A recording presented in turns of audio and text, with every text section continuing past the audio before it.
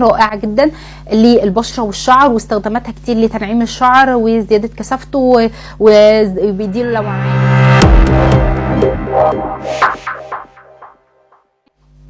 اتكلمين عن بذور الكتان وازاي استخدمها. بذور الكتان مفيده جدا، رائعه جدا لاي ست، لاستخداماتها كتير. اولا جدا للبشره والشعر، واستخداماتها كتير لتنعيم الشعر وزياده كثافته وبيديله لمعان وبيديله صحه، فاستخداماته كتير للبشره والشعر. بالنسبه للتخسيس مهم جدا جدا، لان هو فيه الياف عاليه قوي، بيزود الاحساس بالشبع وبيحسن من حركه المعده والامعاء وبيقلل مشاكل القولون، وملين كويس جدا. كمان بيزود المناعه، كمان للسيدات بيظبط الدوره الشهريه وبيحسن من تكيسات المبايض.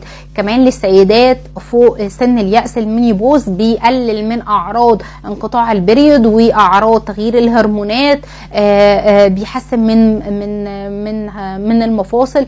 كل الحاجات دي بيعملها بذور الكتان. كمان بيظبط مستوى الانسولين، بيقلل من مقاومه الانسولين وبيزود استجابه الانسولين. كمان بيظبط سكر الدم، فهو بصراحه كنز كبير لاي حد بيستخدمه. بس بذور الكتان ما ينفعش تستخدم صحيحه، يعني ما ينفعش اخدها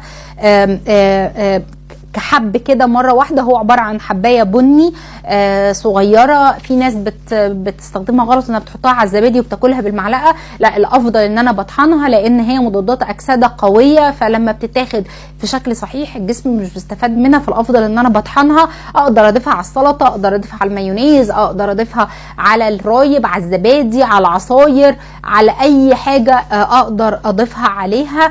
مفيده جدا ورائعه مع التخسيس، واحسن حاجه مع التخسيس انها بتشبع كويس جدا.